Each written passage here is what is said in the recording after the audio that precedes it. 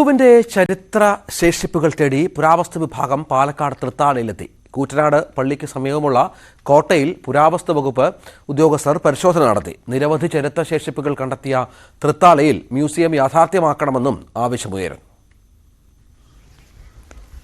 കൂറ്റനാട് പള്ളിക്ക് സമീപമുള്ള വലിയ പറമ്പിലാണ് കിടങ്ങും കൊത്തുപണികളുമുള്ള കല്ലുകളുമായി കോട്ട നിലകൊള്ളുന്നത്.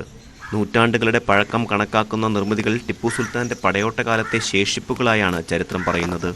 പ്രദേശം സംരക്ഷിച്ച് ചരിത്രം കണ്ടെത്താനുള്ള പരിശ്രമത്തിലാണ് അഡ്വക്കേറ്റ് രാജേഷ് വെങ്ങാലിലും പട്ടാമ്പി ഗവൺമെന്റ് സംസ്കൃത കോളേജിലെ ചരിത്ര അധ്യാപകൻ ഡോക്ടർ രാജനും. കഴിഞ്ഞ മേയിൽ പദ്ധതി പ്രദേശം സന്ദർശിച്ച വേളയിൽ കണ്ടെത്തിയ ചില ശേഷിപ്പുകളും കൊത്തുപണികളുള്ള കല്ലും സ്ഥലത്തിന് ചുറ്റുമുള്ള വലിയ കിടങ്ങുകളുമെല്ലാം ടിപ്പു സുൽത്താന്റെ പടയോട്ടകാലത്ത് ഉപയോഗിച്ചിരുന്നതായ സൂചനയായി കണക്കാക്കി. തുടർന്ന് നടന്ന അന്വേഷണത്തിൽ ടിപ്പുവും പടയാളികളും ഇവിടെ താമസിച്ചിരുന്നതായും അവരിൽ മരണപ്പെട്ടവരെ സമീപത്തെ പള്ളി ഖബറിൽ അടക്കം ചെയ്തിരുന്നു എന്നുമുള്ള വിവരങ്ങൾ ലഭിച്ചു. ശേഖരിച്ച വിവരങ്ങൾ വെച്ച് പുരാവസ്തു വകുപ്പുമായി ചർച്ച നടത്തി.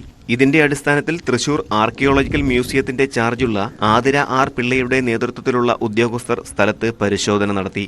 നിരവധി നന്നങ്ങാടികളും ചരിത്ര ശേഷിപ്പുകളും ലഭിച്ച മണ്ണാണ് തൃത്താലയുടേത്.